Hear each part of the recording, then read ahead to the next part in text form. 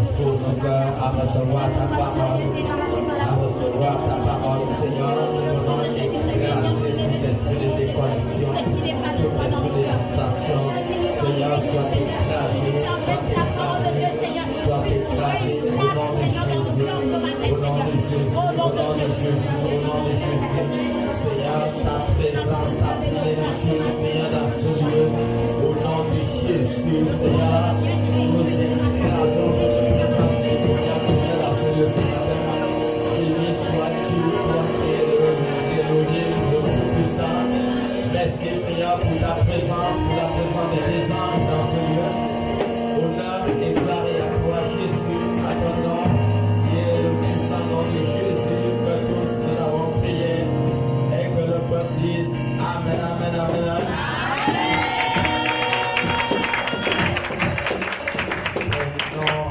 Prenez vos Bibles.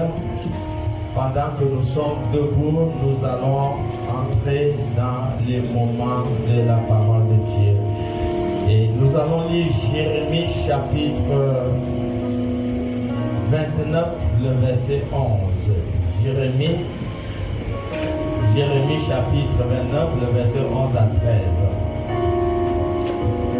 Jérémie chapitre 29, le verset 11 à 13. Oui. Lisons la parole de Dieu dans Jérémie 29, le verset 11 à 13. Car je connais les projets que j'ai formés sur vous, dit l'Éternel. Il dit, je connais les projets que j'ai formés sur vous. Projet de paix et non de malheur. Il dit, projet de paix et non de malheur. Afin de vous donner un avenir. Afin de vous donner un avenir. Et de l'espérance. Et de l'espérance. Vous m'invoquerez. Vous m'invoquerez. Et vous partirez. Vous partirez. Vous me prierez. Vous me prierez. Et je vous exaucerai. Et je vous exaucerai. Vous me chercherez. Vous me chercherez. Et vous me trouverez. Et vous me trouverez. Si vous me cherchez de tout votre cœur. Si vous me cherchez de tout votre cœur. Asseyez-vous. Voilà. Le thème de ce matin, c'est la promesse de Dieu. La promesse de Dieu. Le thème de ce matin, c'est la promesse de Dieu. Voilà. Nous devons savoir que Dieu nous a promis. Dieu a fait une promesse pour son peuple. Dieu a fait une promesse pour son peuple. Ce n'est pas un homme qui t'a fait la promesse. Ce n'est pas un homme qui t'a fait la promesse. Mais c'est le Dieu Tout-Puissant qui t'a fait la promesse. Et vous savez que Dieu n'est pas un homme pour mentir. Quand il promet, il finit toujours par le réaliser. Et voilà pourquoi il a dit dans Jérémie 29, le verset 11, il dit, les projets que j'ai préparés pour vous, il dit, les projets que j'ai préparés pour vous, il dit, ce sont des projets de paix. Vous voyez, il dit, ce sont des projets de paix. Lis le verset 11. Il dit, ce sont des projets de paix. Car je connais les projets que j'ai formés sur vous. Il dit, je connais les projets que j'ai formés sur vous. Dit l'Éternel. Dit l'Éternel. Projet de paix et non de malheur. Projet de paix et non de malheur. Afin de vous donner un avenir et de l'espérance. Afin de vous donner un avenir et de l'espérance. Donc, Dieu nous a promis. Dieu nous a promis. Il dit, ce sont des projets de paix. Les projets de paix.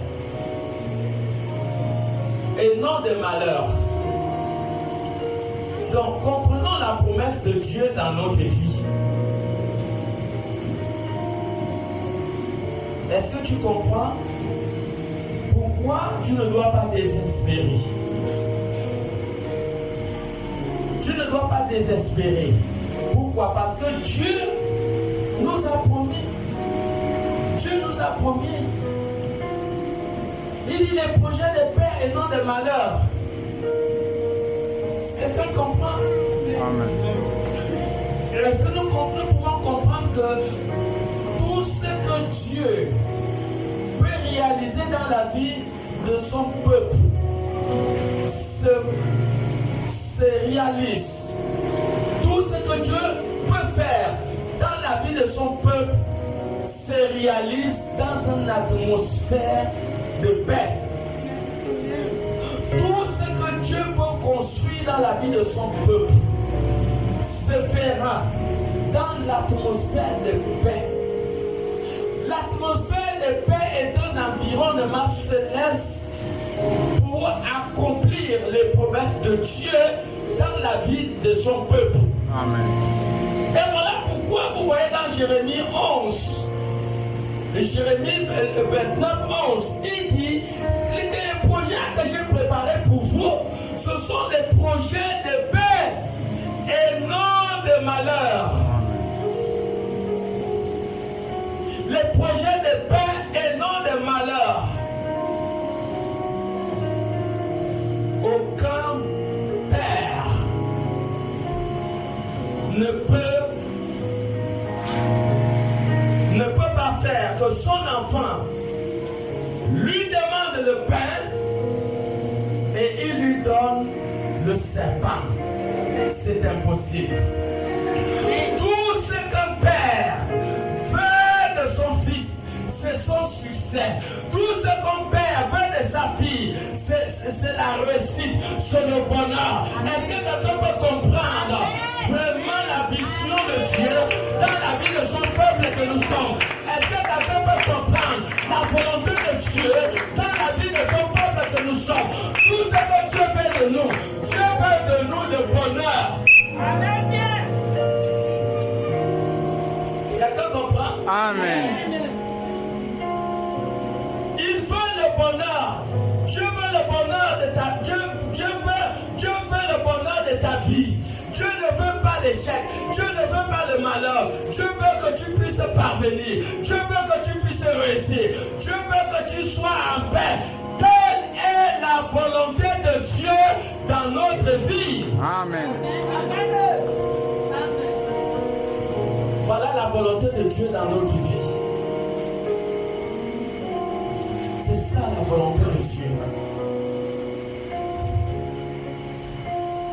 Vous ne pourrez rien recevoir de Dieu si ce n'est que dans une atmosphère de paix.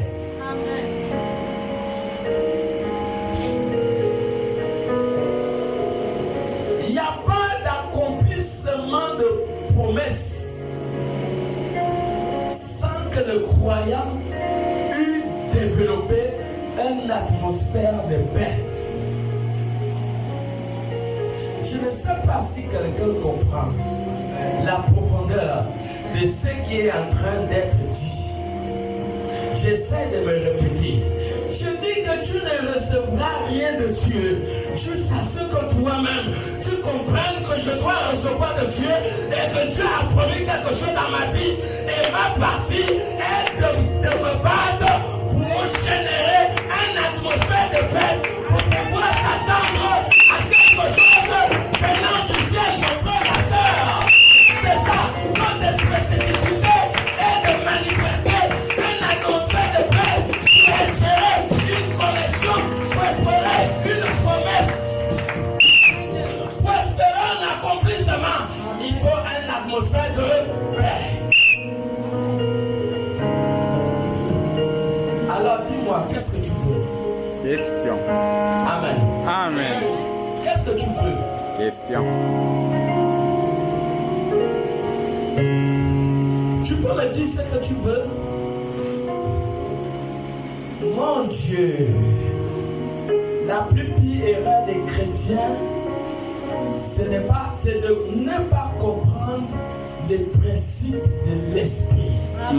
C'est de ne pas comprendre le mouvement de l'esprit, de ne pas comprendre le fonctionnement du spirituel. Et c'est ce qui fait en sorte que beaucoup de croyants restent les mêmes.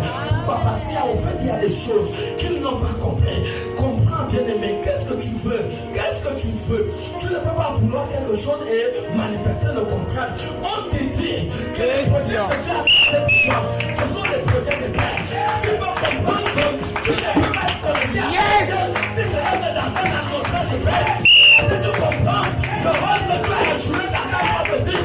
C'est manifester la paix tout autour de ta vie, tout autour de ta maison, tout autour de ce que tu peux entreprendre dans la vie. C'est de manifester la paix. Vérité. S'il n'y a pas la paix, tu n'auras rien. Parce que le verset 11 nous a dit, Dieu n'a pas parlé d'autre chose.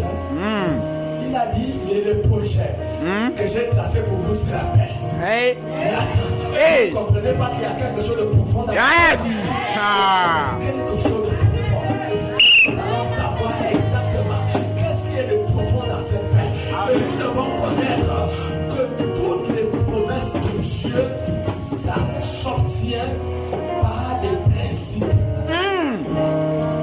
Toutes les promesses de Dieu s'obtiennent par des principes. Yeah. Donc, si vous sortez des principes, vous avez déjà échoué dans la promesse. Vérité.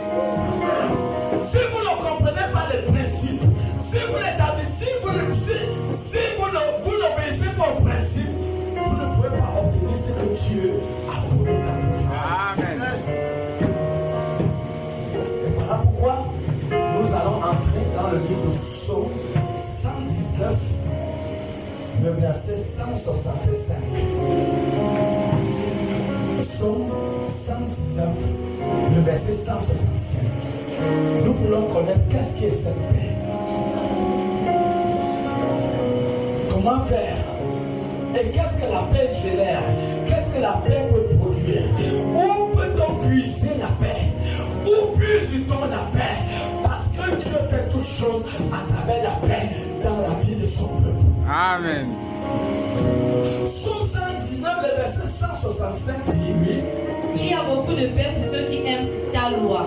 La Bible dit qu'il y a beaucoup de paix. Pour qui? Pour ceux qui font quoi? Ceux qui aiment ta loi. Reprends la lecture. Il y a beaucoup de paix pour ceux qui aiment ta loi. Il y a beaucoup de paix pour ceux qui aiment la loi de Dieu. Mon frère, ma soeur. Et il ne leur arrive aucun